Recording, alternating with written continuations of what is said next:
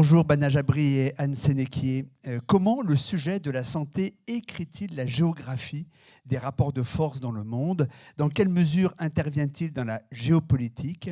Comment ces différents volets, par exemple les recherches privées et publiques, l'industrie, situent-ils la France et l'Europe? À quels dégâts domestiques et planétaires le tandem Trump-Kennedy Jr. nous prépare-t-il? Voilà quelques-unes des questions que nous allons aborder avec nos deux invités. L'objectif est de décrypter quelques grandes tendances de la géopolitique de la santé et de positionner les forces et les faiblesses de la France sur cette map monde. Et nous ferons le lien directement, et en effet, avec la table ronde précédente. Professeur Bana Jabri, vous êtes gastro-entérologue et immunologiste. Vous dirigez l'Institut hospitalo-universitaire Imagine, qui emploie 1000 chercheurs dédiés aux maladies génétiques rares. Vous avez aussi exercé pendant plus de 20 ans aux États-Unis, que vous avez quitté en 2024 après avoir piloté notamment le département d'immunologie et le centre des maladies digestives de l'Université de Chicago. Anne Sénéquier, vous êtes médecin, pédopsychiatre, vous effectuez des missions pour le compte de Médecins du Monde et vous êtes aussi, ce qui légitime particulièrement votre présence, directrice de l'Observatoire mondial de la santé à l'IRIS, l'Institut de relations internationales et stratégiques. Et je tiens à excuser en son nom Clarisse Lost, présidente de MSD France, qui malheureusement au dernier moment a été retenue et ne peut pas être présente parmi nous.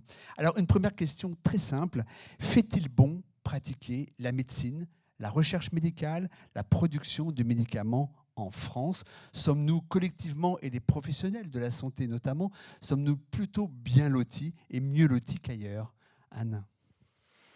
Alors, je ne suis pas sûre qu'on soit vraiment bien lotis. C'est vrai que quand on écoute tous ces chercheurs, et que ce soit en hospitalier, en institution, on est souvent confronté à des lignes de force qui sont la ligne directrice, le manque de budget. Ce que je retiens de la précédente table ronde, c'est effectivement cette problématique administrative.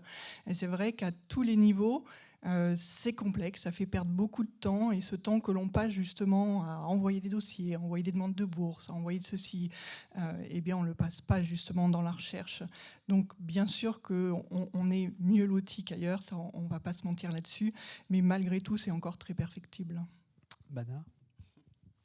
Alors, je vais prendre le côté positif.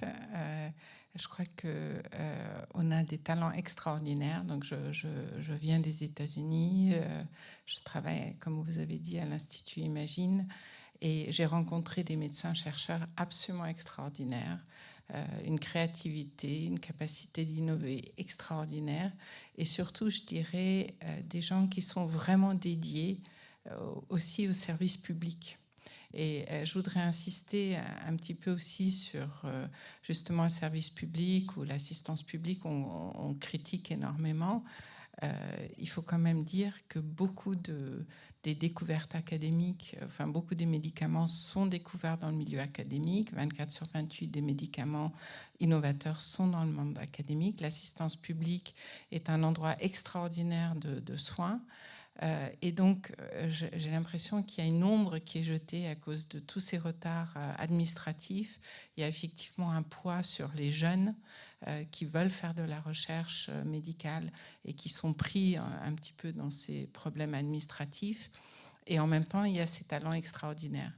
Et comme il a été dit précédemment, je pense qu'il faut qu'il y ait un effort réel de simplification, mais nous sommes aussi confrontés en France à avoir une complexité. On parle souvent du millefeuille. Il y a l'INSERM, il y a le CNRS, il y a les agences de programme, il y a énormément d'acteurs. Et quand vous êtes dans un milieu de chercheurs et de médecins, souvent vous devez avoir l'accord des universités, de l'INSERM, du CNRS, etc. Et ça complique énormément les choses. Donc on a dit qu'on allait simplifier, mais il y a encore beaucoup d'efforts à faire. Je crois que tous les politiques se cassent les dents sur ce mot-là depuis très longtemps. On fulmine, et vous le dites vous-même, et avec raison, contre l'excès de bureaucratie, l'excès de normes, l'excès de réglementation. Mais est-ce que l'on peut faire totalement confiance à la logique marchande pour justement faire l'économie de ces réglementations? Si elles existent, c'est bien qu'à un moment, il faut aussi mettre des limites peut-être dans notre manière de produire la santé. Vous avez vécu aux États-Unis, vous êtes bien placé pour savoir, par exemple, ce que l'absence de réglementation a fait avec la tragédie des opiacés qu'on a commercialisés comme des M&M's. En France, ça n'est pas le cas. C'est peut-être aussi grâce à cette réglementation. Alors, je vous laisse parler de votre expérience. Oui, effectivement, il faut faire extrêmement attention à ce que, effectivement, on ne peut pas avoir l'industrie privée qui puisse prendre le dessus, surtout, je dirais, sur le plan d'accès aux médecins et puis de ne pas dire de façon très claire quels sont les dangers, les limites. Mais je crois que l'un n'est pas incompatible avec l'autre. C'est-à-dire que ce n'est pas parce que vous allez avoir, je veux dire, une régulation du médicament que vous devez avoir en amont une réglementation qui prévient l'innovation. Il y a ces deux questions séparées. Oui, ça va probablement au-delà juste du médicament, c'est le système de santé en général. Et c'est vrai que le fait qu'en France, on ne sache pas le coût de la santé et que l'on sorte de l'hôpital après un mois d'hospitalisation avec une facture de 13 €, eh bien, ça nous semble normal, alors que dans certains pays, notamment aux États-Unis, on s'endette, on choisit entre les études de ses enfants et gérer une pathologie chronique. Donc, effectivement, il y a le coût, le devoir. Enfin, la santé aujourd'hui, il nous manque dans la population, je pense, une éducation au coût de la santé. Et même si on est très attaché en France à notre système de sécurité sociale, je pense que ça serait intéressant aussi pour la population de savoir ce que ça coûte vraiment. Et sur une éducation et peut-être, on l'a évoqué longuement lors de la première table ronde, un sens des responsabilités individuelles et collectives. Bana, depuis votre expérience aux États-Unis, vous faites le constat qu'en France domine une timidité face au risque, voire une aversion au risque, et qu'on retrouve finalement dans toute la chaîne jusqu'au capital développement. Notre problème est-il avant tout culturel, et peut-on et comment peut-on à ce moment-là ressusciter le goût du risque ? Je pense qu'effectivement, elle est en partie culturelle. Il y avait apparemment une étude où on avait pris des enfants de différents pays et on avait posé à ces enfants une question sur laquelle il n'y avait pas une réponse claire. Et parmi les enfants des pays les plus timides, c'était les Français. Et je crois qu'il y a un problème de système d'éducation. J'ai eu mes enfants qui étaient dans le système français et dans le système américain. C'est vrai que dans le système français, on veut être parfait, l'orthographe doit être parfait, tout est parfait. Et donc, il y a une inhibition qui germe chez ces enfants et qui prend place et qui empêche en fait d'oser et surtout d'accepter l'erreur. Donc, il y a quelque chose qui se passe très très tôt, mais aussi qui s'exprime après plus tard. Je crois aussi au niveau des entreprises. Si, par exemple, vous faites une erreur et que votre entreprise fait une faillite, en France, le système est beaucoup plus punitif qu'aux États-Unis. Donc, cette idée de on essaye, on ose, on échoue et on apprend de ses erreurs et on se remet de l'avant, c'est quelque chose qui fait pas partie je dirais, de la culture française. Et puis après, il y a eu le principe de précaution qui a été mis en place, surtout pour des raisons écologiques, donc une raison qui se justifie très bien. Mais qui s'est étendue après à bien d'autres domaines. Et qui s'est étendue, mais qui pose un vrai problème aujourd'hui, puisque une chose qu'on a échangée ensemble, je crois qu'on a aussi on a la responsabilité, Jean-François Delfraissy, et de ne pas faire, mais je dirais aussi on a une responsabilité de faire et d'oser. Et là, il y a un problème. Donc, Anne, le recul supposé et ou relatif de la France dans le domaine de la santé est-il le symptôme avant tout d'un déclin diplomatique ?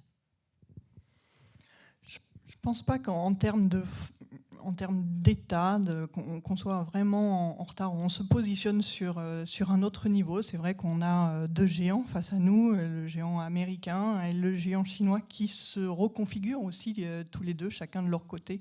Du côté américain, on a ces coupes budgétaires qui ont été véritablement drastiques sur la totalité de la planète, avec la fermeture de programmes de prévention d'urgence, et qui a été remplacé véritablement par une nouvelle stratégie, America First Global Health, qui est à dire que au-delà de ce qui était fait avant, c'est-à-dire une aide internationale, devient une logique bilatérale et de transaction. C'est-à-dire que les États-Unis proposent de l'aide sanitaire contre soit un cofinancement de la part de l'État, soit des données santé, soit des ressources génétiques des pathogènes.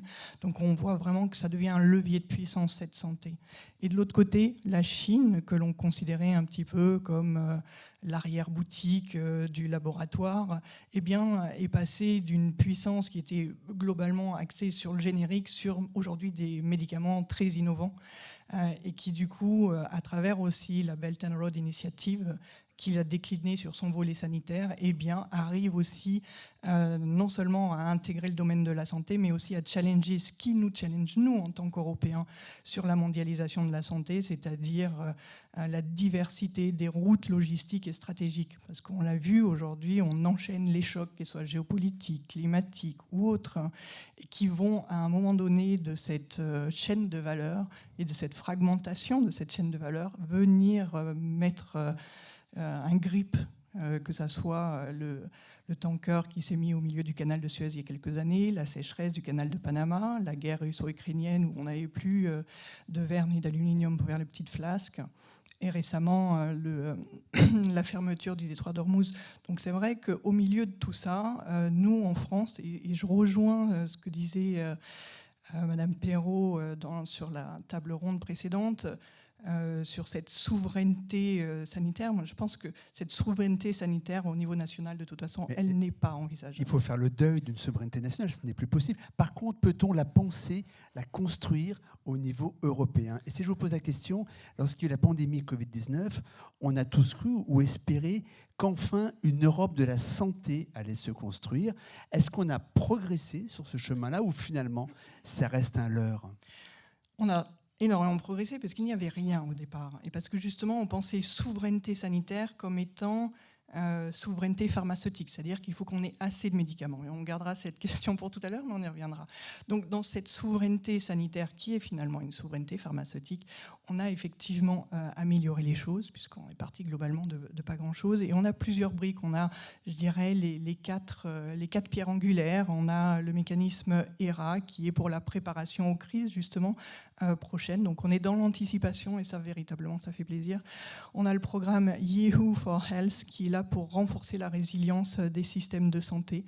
Le règlement européen sur l'évaluation des technologies de santé, qui est là pour justement mieux coordonner l'évaluation de certains médicaments innovants. Et le Critical Medicine Act, qui est là pour sécuriser les approvisionnements.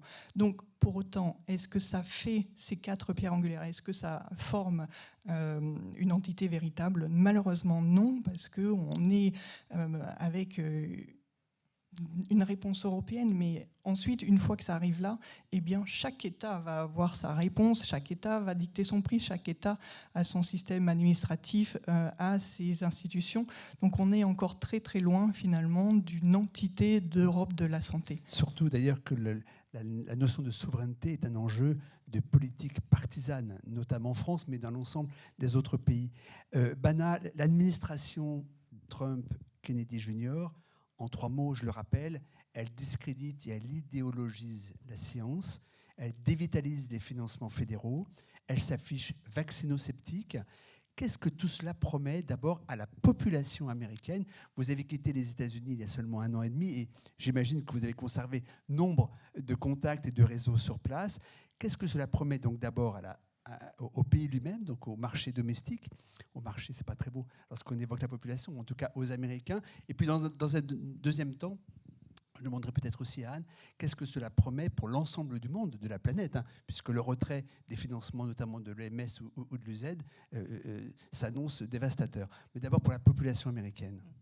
Est-ce que je peux juste faire un point sur... Bien sûr. Je voulais juste ajouter qu'il y a aussi un autre problème qui est la façon dont on est capable en Europe d'investir.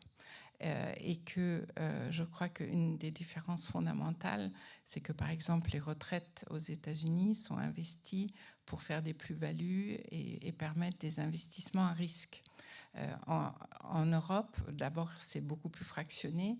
En plus, les retraites sont investies de façon certaine et ça donne une masse d'argent beaucoup plus petite qui est capable d'être investi dans la prise de risque et dans le médicament, notamment les développements. Donc je crois qu'on va être obligé de se poser aussi des questions sur le plan des marchés financiers et des investissements si on veut parler de la capacité de l'Europe à avoir aussi une souveraineté globale. Donc ça, c'est juste, je crois que c'est important de le préciser. Oui.